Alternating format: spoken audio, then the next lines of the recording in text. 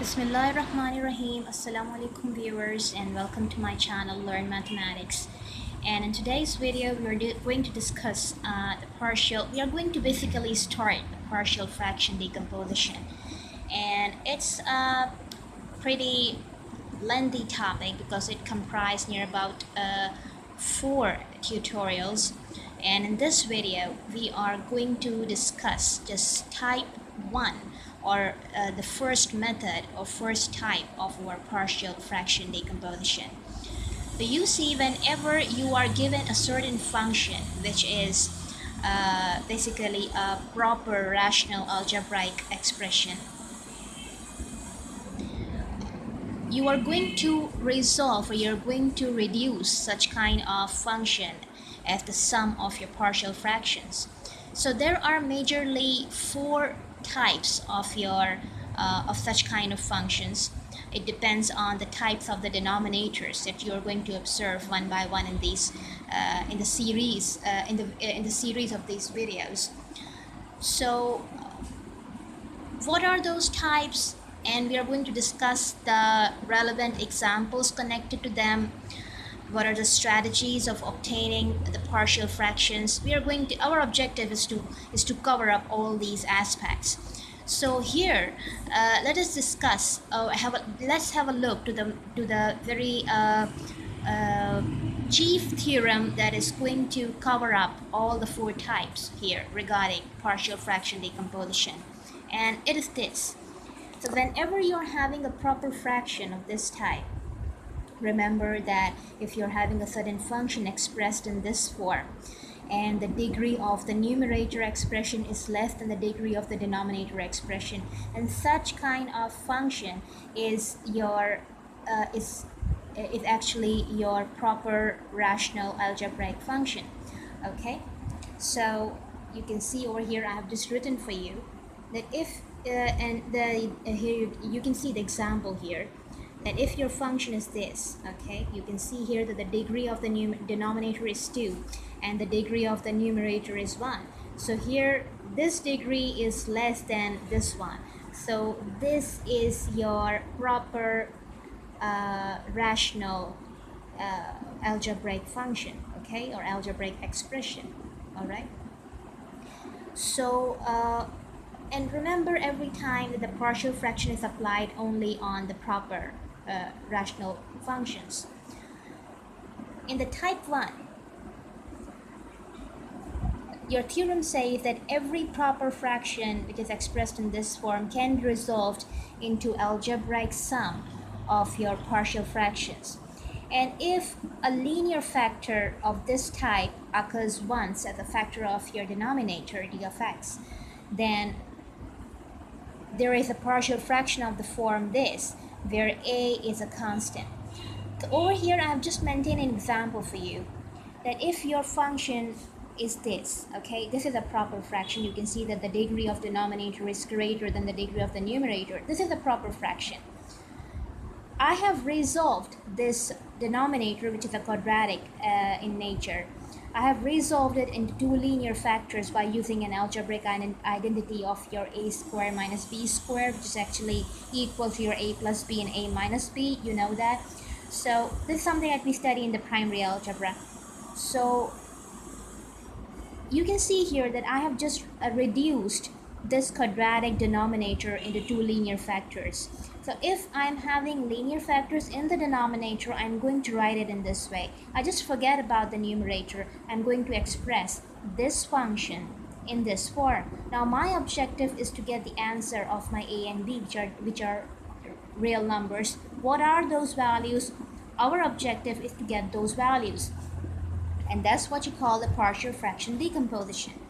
Okay, so this process helps you in the integration as well, because while integrating, if you just encounter an integrand which is of this nature, then you have to apply the partial fraction decomposition first and then you apply the integration. But over here we are not discussing the integration, we are just learning how to resolve such kind of proper fractions into partial fractions. So one thing more, as I have told you that if the function is in the form of proper rational fraction, only in that case you apply a partial fraction decomposition. How about if you are given a function which is an improper fraction? What you are going to do that in that case?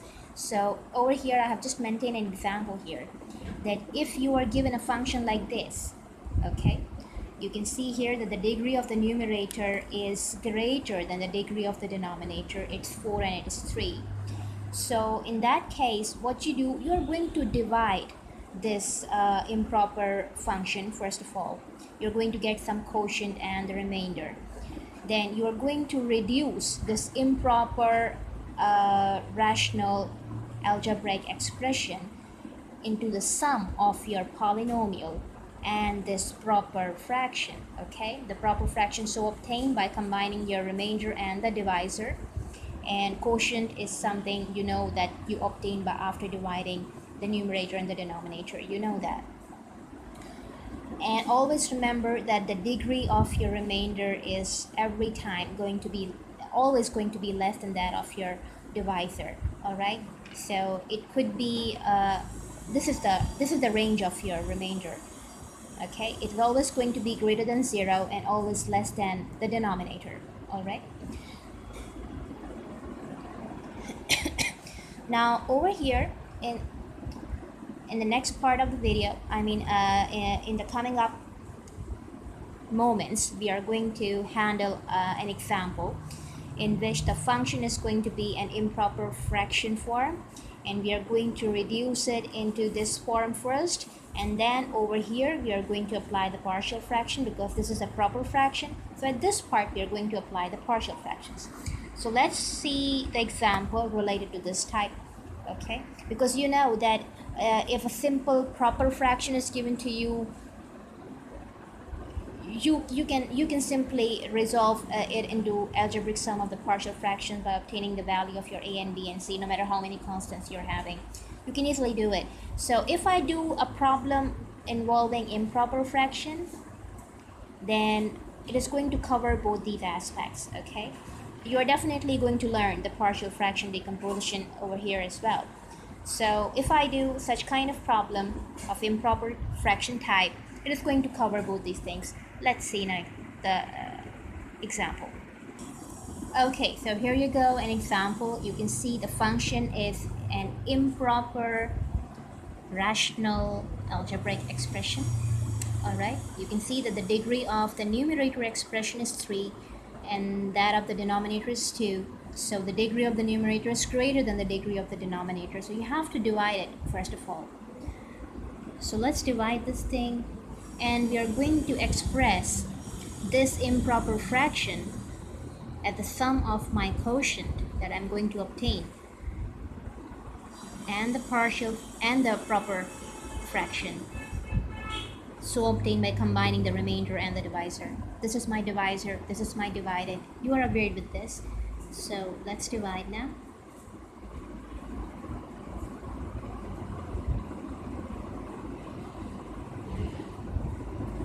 So I don't know whether the viewers are aware with the division of algebraic expressions or not, because those who are approaching to the pre-calculus, definitely they should have a acquaintance about the division of the algebraic expressions. But if they're not, let me repeat the process. So what you should write over here as a term, which on multiplication with 3x squared should give you 6x cubed. You just say 2x. Okay, now this 2x is going to be multiplied with all these three terms of the divisor one by one. So 2x into 3x squared give you 6x cubed. It is going to be written right beneath this term. And then plus minus give you minus, give me 4x squared.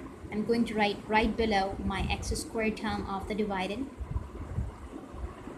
That's it. And then 2x into minus 1 give you minus 2x, and I'm not having any term involving x here, so I'm going to write it right ahead. Okay, now I'm going to change the signs. This is cancelled. This is 9x squared. Okay, this is plus 2x. Okay, minus 7 is going to be copied as it is. Okay, now this is a plus term, a positive term, so positive and positive give me positive here. what number I should write over here, which on multiplication with 3x squared should give me 9x squared. You say 3. Now 3 is going to be multiplied with all these three terms one by one. So it's going to be 9x squared plus minus minus 6x plus minus minus 3. Change the signs. Change the signs. You are getting plus plus 8x minus plus minus minus 4, because whenever you subtract the two numbers, you're always going to write the sign of the big number. Alright, this is your remainder, because you can see that the degree of this expression is less than the degree of your divisor. Okay, so this is your remainder now. You are going to stop your division. Further process cannot be continued. So now, this is your quotient, this is your remainder, this is your divisor. Alright, so you're going to express this improper function as quotient is your 2x plus 3 plus remainder is your 8x minus 4, as you have seen already, and your divisor is your 3x squared minus 2x minus 1. Alright, this is it. It's done. Now I'm further going to focus on this proper fraction. Over here my objective is to apply the partial fraction. So you can focus that the denominator is a quadratic expression. How about if I factorize it? So on factorization, I'm going to get partial two linear factors, obviously, because I'm dealing here at type 1. So example deals with the type 1. Okay, so let me continue from here, make some proper demarcation. Okay, so you see, how about you can obtain here the linear factors either by midterm breaking, and if it is possible, and if it is not, you're going to move ahead to the formula method and so on.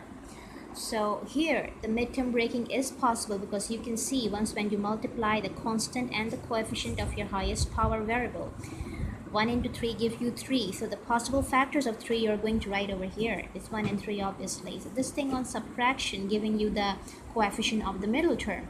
So you see, if you just write down here, and as the pair of the factor on subtraction giving you the coefficient of the middle term, so you always going to write the big number of the pair with the default sign. Okay, and the small number of the pair is going to be written with the opposite sign of this one, like this.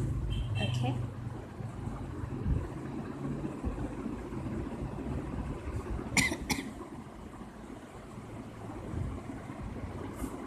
now you can see in first two terms 3x is common.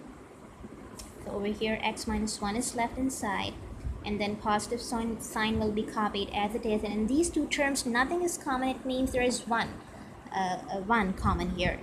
So either you can you can either write this one, or if you don't want to, it's up to you, because 1 is something that's understood in default. But for your convenience, let me write 1. Okay, so you're having two common factors here. You are going to write it just once in the next step.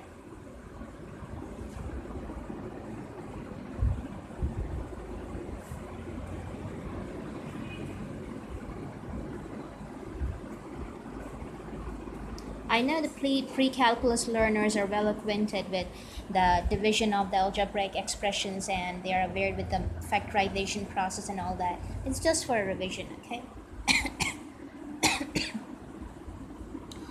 This is it. Alright, now I just name this as my equation number 1.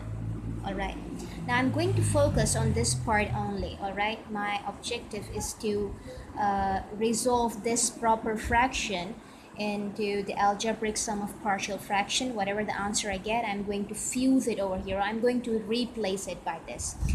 Okay, so now I'm going to pick up only this portion of my equation, and I'm going to apply the partial fraction decomposition. Okay, so I'm now focusing. Now you can see here that this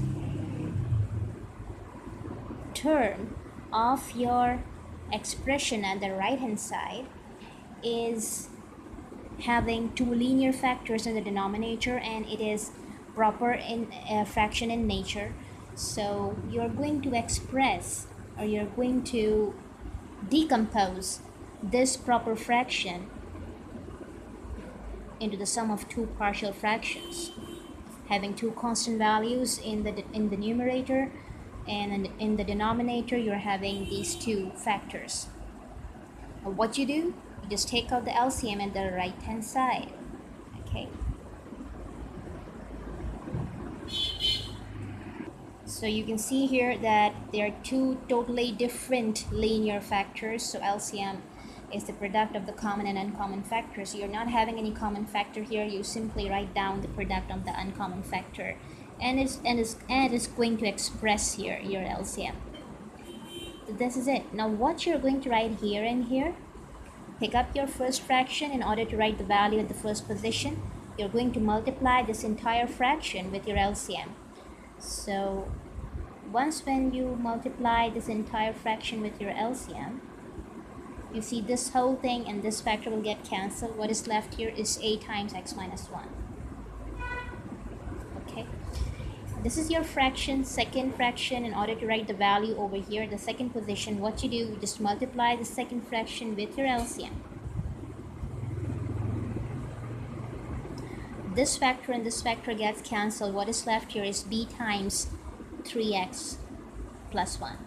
Okay, now you're having equality here, and in both sides of the equality the denominators are same, so you are allowed to cancel them directly like this. So what is left now here is this numerator equal to this numerator. Alright, okay, so this is something that is so left, and we just name it as equation number 2 for our convenience. Alright, now our objective is to get the value of your a and b one by one. So what is the way? So remember, whenever you are dealing with the proper fraction of type 1, means if you're having linear factors, all of them are linear in denominator, then what you do, you are going to equate all those linear factors to 0. Basically, I'm having two linear factors here. This one, I equate it to 0. I just got the value of x, which is my minus 1 by 3. Okay, and the second factor is this. I'm going to equate it to 0. The second value of x so obtained here is 1. These are the two values of x. I'm going to substitute these two values of x one by one in my equation number 2. I'm going to get the answers of my a and b. Okay,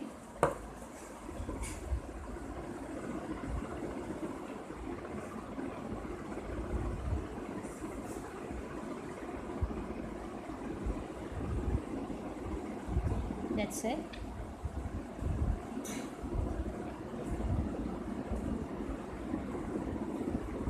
Wherever you're having your x, you're going to put down your minus 1 by 3 over there.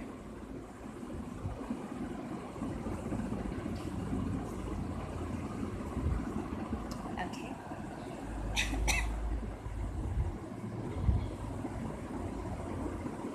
Let's take out the LCM.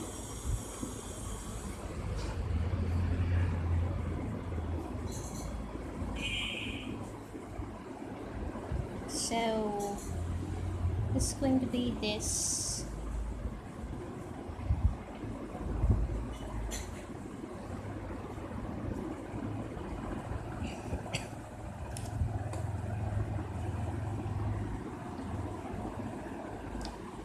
This gives me my negative 20 upon 3. It's giving me minus 4 times a upon 3.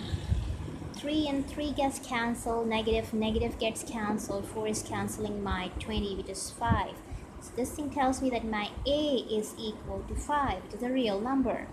Okay, one thing is done. Now in the same way, you're going to put down, it's my mother's specs. Okay, so in the same way, you're going to put down the value of your x equals to 1, the second value of your x. In equation number 2, you're going to get the answer of your b then. Okay, so let's do it over here. Let's make a demarcation. Okay.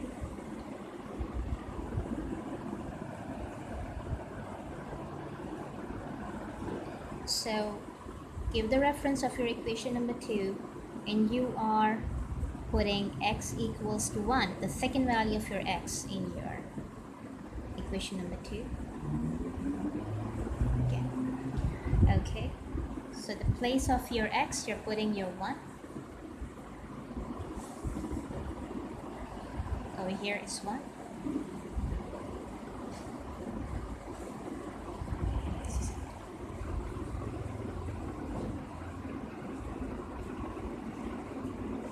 Okay, this is going to be my 0.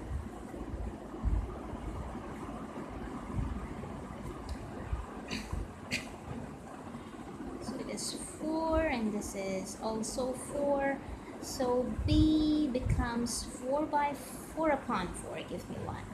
So this thing tells me that my b is equal to 1. Now both constants of my partial fractions are so obtained here. So you see